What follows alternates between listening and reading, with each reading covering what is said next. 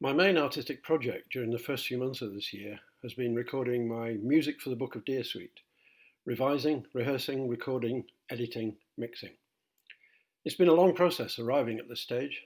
I've given several performances of the music as a member of Strangeness and Charm, and frequently been asked if and when we would ever record it. Before I knew much about the Book of Deer, I'd written a piece called Deer Abbey for Aberdeenshire Saxophone Orchestra, which was inspired by the remains of a 13th century Cistercian monastery near the village of Old Deer, and contained plainsong and organum, as well as more experimental soundscapes. One of the members of the saxophone orchestra, Derek Jennings, suggested during rehearsal that I might retitle it The Monastery at Deer. He told me about the Book of Deer, a marvellous 10th century portable gospel book with 12th century Gaelic annotations describing local land use, which is the earliest example of Gaelic literature in Scotland.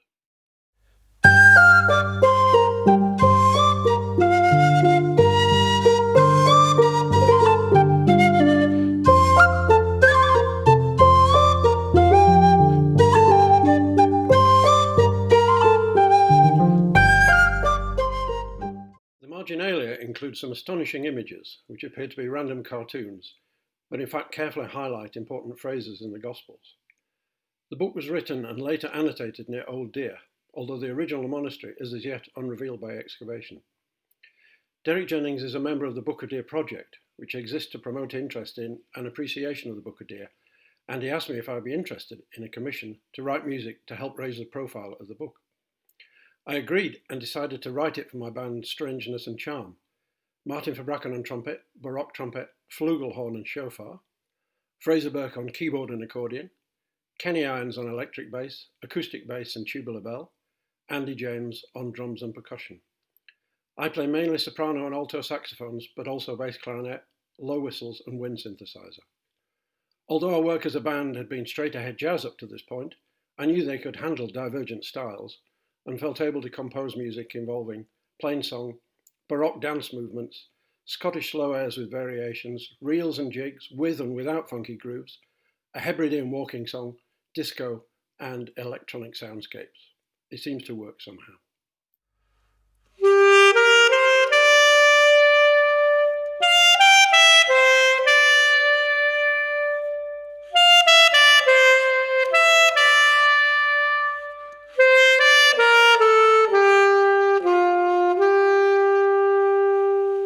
I immersed myself in historical research around the book and the background period of the 10th to the 12th centuries.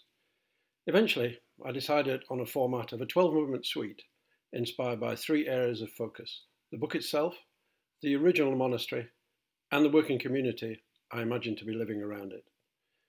Movements celebrating the monastic life are The Light of Columba, St Drosten at Deer, and Song of the River Bend.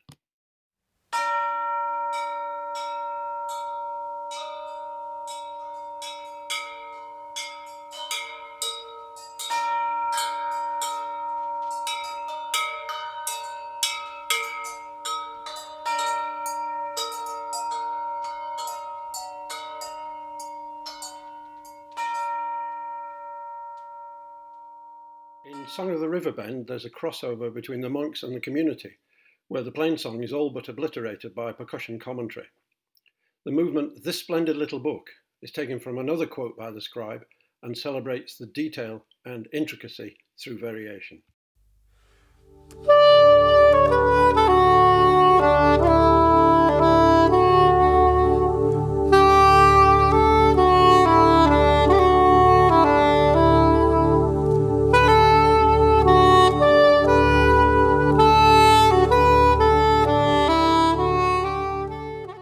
The movement "Dancing in the Margin" alludes to the marginalia in two highly energetic dances, which also incorporate saxophone, trumpet, and keyboard solos.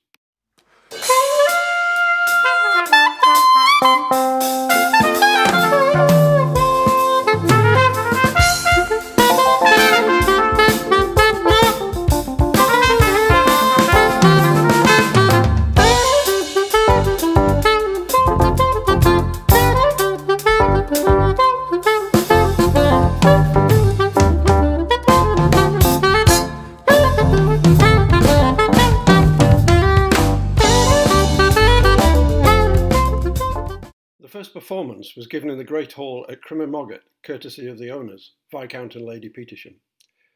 There have been several subsequent performances, including at Edinburgh Fringe Festival as a result of a Made in Scotland award from Creative Scotland.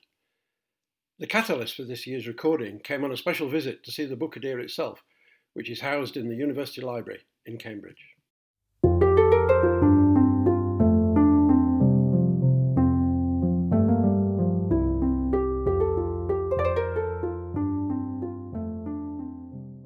I was thrilled to be given an extensive personal tour of the background and likely creative processes involved by James Freeman, medieval manuscript specialist at Cambridge University Library.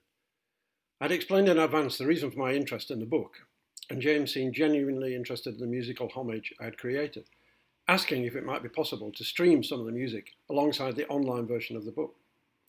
Immediately, the recording moved higher up my future project list. It's a big enterprise, as the suite is 50 minutes long and embraces an eclectic array of musical disciplines, as well as much instrumental doubling. The recording, editing and mixing all took place at the fabulous Watercolour Studios, Ardgour, Ardnamurchan.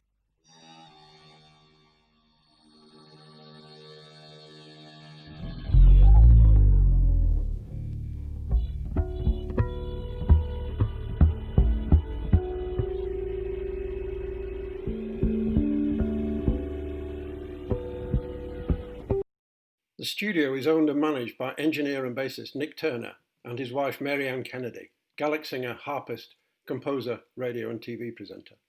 The isolation is almost tangible. 11 stags appeared outside the edit room window one late afternoon. Yes, I know, Book of Deer, exactly.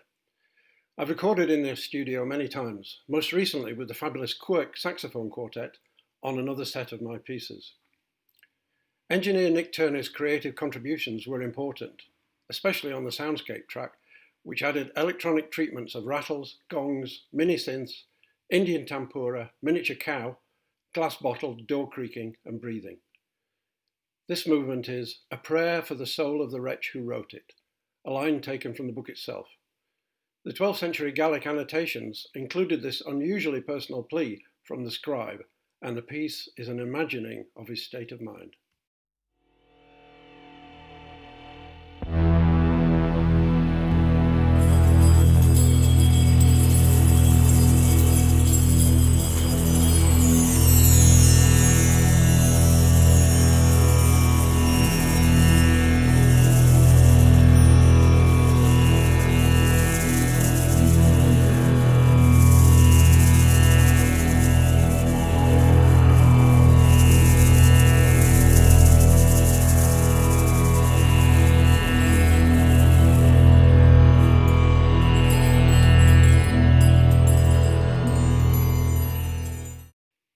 Nick and I fashioned some added hidden tracks which represent marginalia around the original text and images.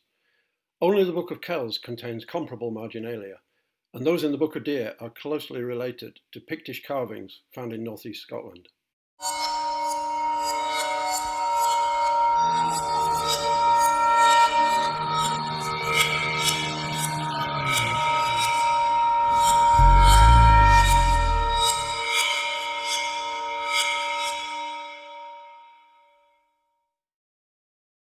Crucial support for the album recording came from the Book of Deer project, Friends of Arden and Discover Buchan Limited. The live album launch was to have been at Pluscaden Abbey near Nairn, an abbey which was originally founded in the 13th century and is home to a working community of Benedictine monks, until of course lockdown put pay to that performance. This has been one of the biggest and most sustained projects I've been involved in.